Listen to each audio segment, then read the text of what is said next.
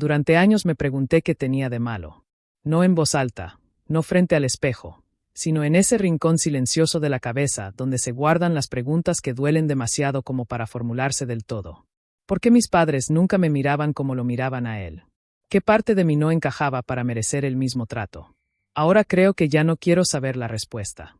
Me llamo Adrián, tengo 22 años, y como muchos chicos de mi edad, tengo un plan. No uno de esos planes vagos que se dicen para quedar bien, sino algo concreto. Terminar mi carrera en ingeniería informática, ahorrar todo lo posible y fundar mi propia empresa de desarrollo tecnológico. Programar no es solo algo que se me da bien, es lo único que me da una sensación real de control en un mundo donde casi todo parece decidido por otros. Trabajo medio tiempo como desarrollador junior mientras estudio. No gano una fortuna, pero cada peso cuenta. Soy meticuloso con mis gastos, ahorro más de lo que gasto, y hago sacrificios que nadie parece notar. Por eso sigo viviendo en la casa de mis padres. La universidad queda relativamente cerca y quedarme ahí me ahorra transporte y alquiler, o al menos, eso creía. Porque no vivo gratis. Cada mes les entrego una cantidad fija de dinero como contribución al alquiler, servicios y comida. No es simbólico. Es dinero que podría guardar, pero pago porque quiero ser responsable, porque no quiero que nadie diga que soy una carga. Durante mucho tiempo pensé que eso bastaba. Mi vida era tranquila, predecible. Tenía mis horarios, mis rutinas, mis momentos de silencio donde podía sentarme frente a la computadora y perderme en líneas de código. Todo eso se rompió el día que mi hermano mayor, Lucas, volvió a aparecer en casa, con toda su familia detrás. Lucas tiene 23 años, apenas un año más que yo, pero siempre fue tratado como si fuera de otro planeta. Desde que éramos chicos, él era el centro gravitacional de la familia. Problemas en la escuela, peleas, castigos que nunca se cumplían, promesas que se evaporaban. Siempre había una excusa. Siempre una segunda oportunidad. Y una tercera. Y una cuarta. Yo era el opuesto. El que no daba problemas. El que cumplía. El que ayudaba. El que limpiaba cuando algo se rompía, incluso cuando no había sido yo. El que aprendió pronto que portarse bien no garantizaba nada, pero portarse mal, al parecer, sí garantizaba atención. Lucas siempre caía de pie. Cuando su entonces novia quedó embarazada, todo pasó a una velocidad absurda. Un día hablaba de fiestas y noches largas, y al siguiente ya estaba casándose por responsabilidad. Mis padres lo apoyaron sin dudarlo. Dinero, consejos, ayuda emocional, contactos. Todo. Lo ayudaron a mudarse, a empezar de nuevo, convencidos de que la paternidad lo convertiría, por fin, en un adulto. Un año después, regresó. No solo regresó, volvió triunfante, según él. Aseguraba que su negocio estaba creciendo de forma explosiva, que tenía contratos enormes en el sector de la construcción, que estaba esperando un pago multimillonario que se haría efectivo en cualquier momento. Hablaba como si fuera un empresario consagrado. Cada vez que abría la boca, mis padres lo escuchaban como si estuvieran frente a una revelación divina. Yo observaba desde la mesa, en silencio, con el plato enfriándose frente a mí, preguntándome como nadie más notaba lo evidente. Nada de eso cuadraba. Pero no importaba. Lucas anunció que había vendido su casa para reinvertir en un proyecto clave y que, cuando cobrara ese dinero, compraría una mansión en una de las zonas más exclusivas del estado. Incluso insinuó que toda la familia debería mudarse con él. Mis padres estaban extasiados. Yo me sentía invisible. Mientras él esperaba su supuesto golpe de suerte, no pagaba absolutamente nada. Ni alquiler, ni comida, ni servicios. Su esposa tampoco. La casa pasó de ser un lugar soportable a un caos constante. Juguetes por todas partes. Gritos. Desorden. Ruido a todas horas. Mi espacio mental desapareció. Yo seguía pagando. Seguía estudiando. Seguía trabajando. Y, aún así, parecía que el problema era yo. Lo entendí del todo el día que mi madre entró a mi habitación, se sentó en la cama, y con tono calculadamente suave me dijo que los gastos habían aumentado, y que necesitaban que yo pagara más. No mencionó a Lucas. Cuando pregunté si a él también se lo habían pedido, se levantó molesta y salió sin responder. Esa fue la primera grieta real. Y no sería la última. Al principio intenté convencerme de que era algo temporal, que solo necesitaba aguantar un poco, que cuando ese supuesto dinero llegara, Lucas se iría con su familia y todo volvería a la normalidad. Me repetía eso como un mantra mientras cerraba la puerta de mi habitación y me ponía los auriculares para bloquear el ruido constante que ya parecía parte del aire de la casa. Pero la normalidad nunca regresó. Al contrario, cada día se alejaba un poco más. La casa empezó a sentirse más pequeña, como si las paredes se hubieran encogido. Donde antes había silencio, ahora había gritos infantiles, discusiones, la televisión a todo volumen y pasos constantes. El desorden se acumulaba sin que nadie pareciera notarlo, excepto yo. Platos sucios en la cocina desde la noche anterior. Restos de comida pegados a la mesa. Juguetes desparramados por el suelo del living, obligándome a caminar con cuidado para no pisarlos. Una tarde entré a la sala esquivando un camión de plástico y una muñeca sin cabeza, y pensé, no sin ironía, que parecía más una zona de evacuación que mi propia casa. Antes solía sentarme ahí con mi portátil, programar un par de horas, perderme en mis proyectos. Era mi refugio. Ahora no podía estar 5 minutos sin que alguien me pidiera algo. ¿Podés ir al kiosco? ¿Podés cuidar a los chicos un segundo? ¿Podés lavar esto ya que estás? Nunca era una pregunta real. Era una orden disfrazada de familiaridad. Lucas y su esposa actuaban como si yo fuera parte del mobiliario. Como si mi tiempo no tuviera valor. Como si mis estudios y mi trabajo fueran hobbies prescindibles. Ellos se apropiaron de la cocina, dejando el caos para que alguien más lo resolviera. Y ese alguien, invariablemente, era yo. Lo más frustrante no era el ruido ni el desorden. Era la sensación constante de no tener derecho a nada, ni siquiera a mi propio espacio. La gota inicial fue pequeña, casi absurda. Volví un día de clases, agotado, con la cabeza llena de código y plazos de entrega. Abrí la puerta de mi habitación y me quedé congelado. En una esquina, contra la pared, había una cama infantil. No era mía. Nunca había estado ahí. Mis cosas estaban corridas, mis libros apilados sin cuidado, como si alguien hubiera decidido reorganizar mi vida sin consultarme. Me tomó unos segundos procesarlo. Cuando pregunté qué significaba eso, Lucas apenas se encogió de hombros. Es más práctico así, dijo. A veces los chicos duermen acá. ¿Práctico para quién? Pensé. No para mí. No me pidieron permiso. No lo discutieron. Simplemente lo hicieron. Como si mi habitación fuera un espacio común, una extensión del caos general. Empecé a cerrar la puerta con llave cuando podía, pero eso no detuvo todo. Un par de días después, entré y encontré a su esposa revisando el cajón de mi escritorio. Mis papeles estaban movidos. Mis cosas, tocadas. Cuando me vio, sonrió como si nada. Buscaba una lapicera, dijo. Una lapicera. En una casa llena de lapiceras. No grité. No armé una escena. Pero algo dentro de mí se quebró en silencio. Esa fue la palabra exacta que me vino a la cabeza. Violación. No física, pero sí personal. Como si ya no existiera ninguna frontera que se respetara. Esa noche intenté estudiar. Me senté en la cama, abrí los apuntes, respiré hondo. A los 5 minutos, la puerta se abrió de golpe y los chicos entraron arrastrando juguetes, riéndose, gritando. Les expliqué con calma que necesitaba concentrarme, que la habitación no era un lugar para jugar. No entendieron, o no quisieron entender. Lucas pasó por el pasillo, vio la escena, y se rió. Son chicos, dijo. No exageres. No exageres. Como si mi cansancio fuera una molestia menor. Como si pedir respeto fuera un capricho. Esa misma semana escuché algo que terminó de abrirme los ojos.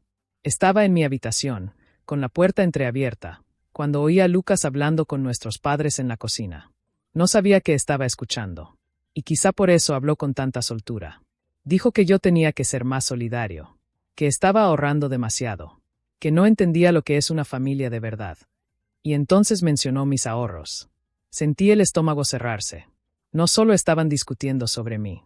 Estaban discutiendo mi dinero, algo que yo había guardado con esfuerzo, sacrificando salidas, descanso, comodidad. Algo que nunca les había ofrecido. Cuando lo enfrenté, no se disculpó. ¿Para qué necesitas tanto dinero guardado? Me dijo. Podrías ayudar más acá. Ahí lo entendí todo. Para ellos, yo no era un hijo.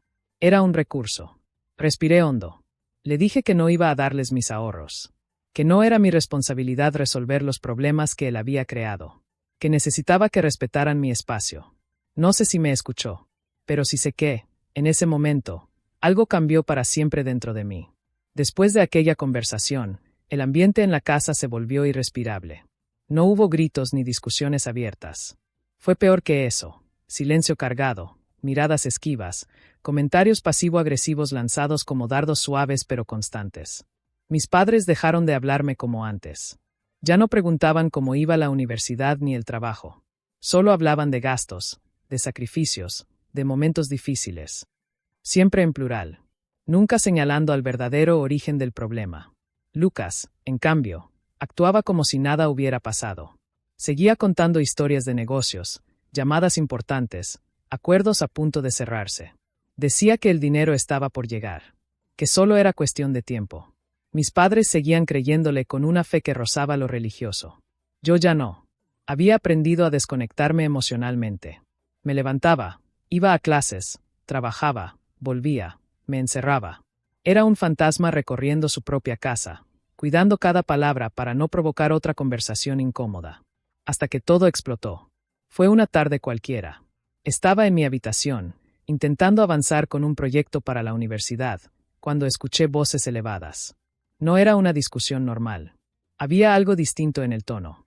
Bajé las escaleras despacio y vi a mi madre caminando de un lado a otro con el teléfono en la mano, completamente descompuesta. Mi padre estaba pálido. Lucas no estaba. Tardaron en explicarme qué había pasado. No porque no supieran, sino porque no querían decirlo. La llamada había sido de los suegros de Lucas. Y ahí se cayó todo el teatro. El supuesto negocio millonario nunca existió. El pago que estaba por llegar era una mentira. Meses atrás, Lucas había invertido todo su dinero, y el que le habían prestado, en una empresa dudosa. Una estafa. Lo perdió todo. Desde entonces, había estado viviendo con los padres de su esposa, aprovechándose de ellos, prometiéndoles que la situación se resolvería pronto. Cuando se cansaron de mentiras, lo echaron. Ese fue el verdadero motivo por el que apareció en nuestra casa. No por éxito. Por desesperación. Me quedé helado. Parte de mí siempre sospechó que algo no cuadraba, pero escucharlo confirmado fue distinto. No sentí satisfacción. Sentí cansancio. Un agotamiento profundo, como si hubiera estado cargando una verdad que nadie quería reconocer. Esperé que mis padres reaccionaran, que se enojaran, que por una vez exigieran responsabilidad, que miraran todo lo que yo había soportado, y entendieran. No pasó. En lugar de eso, se giraron hacia mí. Esa misma noche, mi padre se sentó frente a mí con una seriedad que nunca había usado con Lucas. Tu hermano está en problemas, me dijo. Y ahora es cuando vos tenés que ayudar. Sentí un nudo en la garganta. Llevas años ahorrando, continuó. Siempre fuiste responsable. Es momento de devolverle algo a la familia. Tu empresa puede esperar. Él necesita ese dinero ahora. Así de simple. Así de cruel. No estaban pidiéndome ayuda. Estaban ordenándome que sacrificara mi futuro para tapar los errores de mi hermano. Intenté explicarles que ese dinero no iba a solucionar nada. Que Lucas ya había demostrado que no sabía manejarlo. Que solo sería un parche temporal. Que yo también tenía sueños, planes, límites. No escucharon. Para ellos, yo era el villano por negarme. El egoísta. El desagradecido. El que no entendía lo que es familia. Esa noche no dormí. Me quedé mirando el techo, escuchando el ruido de la casa, pensando en todas las veces que había cedido, que había callado, que había esperado que algún día me vieran. Y entendí algo con una claridad dolorosa. Nunca iba a ser suficiente. Si entregaba mis ahorros, me quedaba sin nada. Y aún así, cuando Lucas volviera a fallar, porque lo haría, la culpa volvería a ser mía. Si me negaba, ya era el enemigo. No había salida honrosa en ese lugar. A la mañana siguiente tomé una decisión. No la compartí con nadie. No discutí. No avisé. Empecé a buscar un lugar para irme. En silencio. Decidir irme fue fácil. Lo difícil fue cómo hacerlo. Sabía que si decía una sola palabra sobre mis planes, se desataría el infierno. Lágrimas, reproches, discursos sobre la familia, promesas vacías, presión constante. Ya lo había visto demasiadas veces. No tenía la energía para otra batalla emocional. Así que opté por el único camino que me quedaba: desaparecer en silencio. Durante semanas busqué opciones sin que nadie lo notara. Abría portales inmobiliarios de madrugada, comparaba precios, hacía cuentas mentales mientras fingía escuchar las historias de Lucas durante la cena. Nada parecía encajar. Todo era demasiado caro, demasiado lejos, demasiado inviable. Y aún así, seguir ahí era peor. Cuando ya empezaba a pensar que no había salida, apareció una oportunidad inesperada. Un amigo me comentó que conocía a alguien, recién llegado al país, trabajando turnos largos, que buscaba compartir un lugar para abaratar gastos. No era ideal. El barrio quedaba lejos de la universidad. El departamento era pequeño. Pero el precio sí era posible. Nos reunimos una mañana. Hablamos claro. Reglas simples. Gastos divididos. Cada uno en lo suyo. Acepté sin dudar. Firmé el contrato unos días después. Cuando salí de la inmobiliaria con las llaves en la mano, sentí algo que no había sentido en meses. Alivio. No era un lugar grande ni bonito, pero era mío. No había juguetes en el suelo. No había gritos. No había expectativas ajenas flotando en el aire. Esa primera noche, sentado en el piso con una bolsa de comida rápida y mi portátil apoyado en una caja, respiré profundo. El silencio no era incómodo. Era sanador. La mudanza la hice en etapas. Metía ropa en el baúl del auto. Libros. Papeles importantes. Nunca todo de golpe. Nadie preguntó demasiado. Nadie parecía notar que cada día tenía menos cosas en mi habitación. Eso también dolió. Seguí yendo a la universidad y al trabajo como siempre. Volvía tarde. Dormía en mi nuevo lugar. Sabía que eventualmente se darían cuenta, pero no tenía prisa por enfrentar ese momento. Y llegó. Una noche, mi madre me llamó. Su tono era el de siempre. Quejas sobre la casa, comentarios sobre gastos, un recordatorio casual de que teníamos que hablar de la renta. Luego la pregunta, ¿dónde estás? No sonaba preocupada. Sonaba molesta. Respiré hondo. Ya no vivo ahí, dije con calma. Silencio.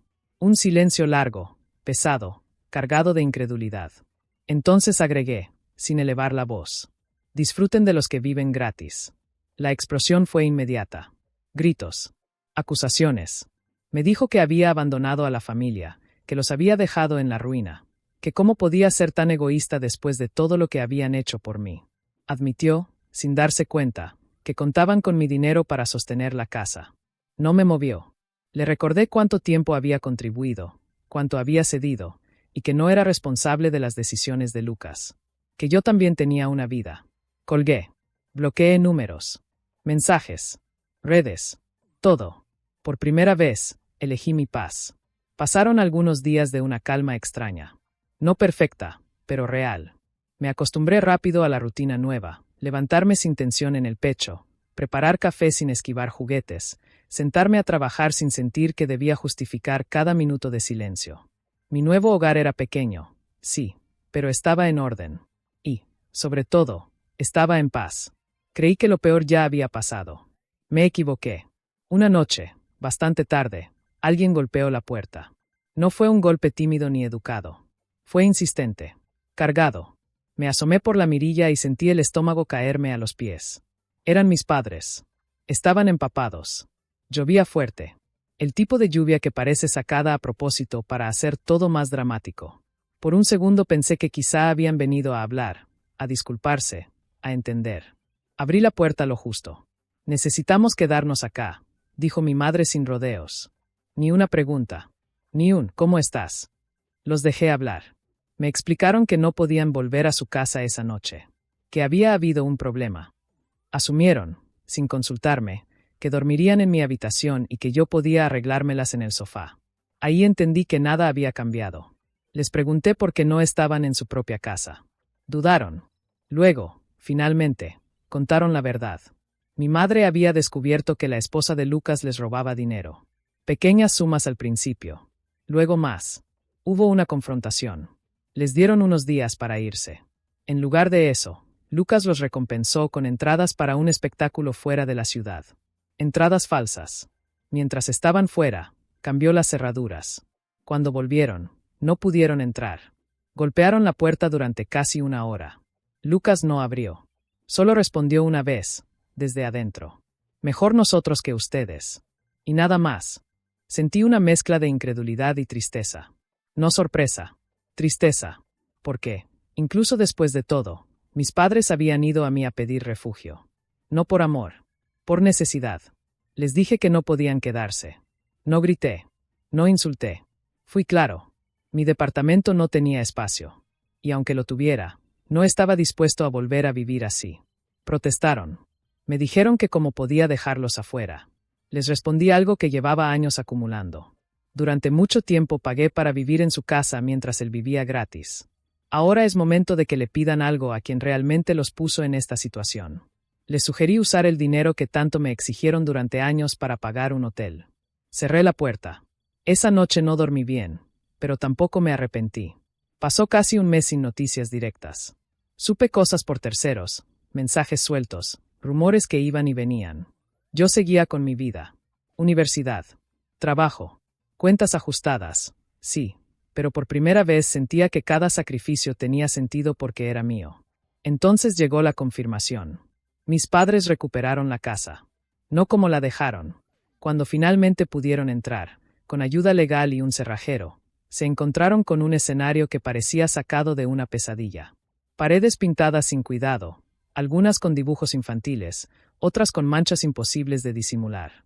El baño del piso superior inundado, filtraciones que habían arruinado techos y pisos, ventanas rotas, muebles dañados, y cosas que simplemente ya no estaban. Electrodomésticos, herramientas, objetos de valor. Todo lo que ocurre cuando alguien vive sin pagar, sin límites y sin consecuencias. La peor parte no fue material. Uno de los niños se había caído por las escaleras semanas antes y se había fracturado un brazo. Sumado al estado general de la casa y al evidente descuido, los servicios de protección infantil intervinieron. Se llevaron a los chicos de inmediato. Cuando me enteré, sentí un nudo en el pecho. No por Lucas. No por su esposa. Por los niños. Porque ellos no eligieron nada de esto. Lo increíble, aunque ya no debería sorprenderme, fue que mis padres se negaron a presentar cargos. A cualquiera que preguntara le decían que Lucas había actuado así porque estaba pasando por un mal momento. Que había demasiada presión. Demasiado estrés. La misma excusa de siempre. Conmigo no hablaron. Yo era, oficialmente, el ausente. El ingrato. El que abandonó a la familia. La versión que contaban no incluía años de pagos, silencios, sacrificios. Solo incluía mi negativa final. Y aún así, por primera vez, no sentí culpa. Tiempo después supe que había pasado con los chicos. Los servicios sociales les dieron la custodia temporal a mis padres. Me llamaron para preguntarme si podía o quería hacerme cargo de ellos, al menos parcialmente. Dije que no. No porque no me importaran, sino porque ya había aprendido. Si decía que sí, el límite desaparecería otra vez. Y yo volvería a ser el respaldo silencioso de decisiones ajenas. Mis padres nunca demandaron a Lucas. Nunca intentaron recuperar nada. Ni siquiera el auto que estaba a su nombre y que podría haber cubierto parte de los daños. Lo perdonaron todo. Otra vez. A mí, en cambio, me cortaron definitivamente. Según ellos, yo fui el primero en alejarme. Esa es la historia que cuentan ahora. Aunque, curiosamente, cada vez menos gente parece creerla. Lucas terminó viviendo en su auto. Nadie quiso recibirlo después de lo ocurrido. No cuando destrozó la última casa donde lo dejaron entrar. Yo sigo en mi pequeño departamento. No es fácil. Hay días en los que el dinero apenas alcanza. Días en los que el cansancio pesa. Pero cuando cierro la puerta, el silencio sigue siendo mío. Y eso no tiene precio. Por favor, danos un like si disfrutaste de este video, y no olvides compartirlo con cualquier persona que pienses que podría encontrar este tema fascinante. Tu apoyo nos ayuda a seguir creando contenido de calidad y nos motiva a seguir explorando historias tan intrigantes como esta. Gracias por ser parte de nuestra comunidad.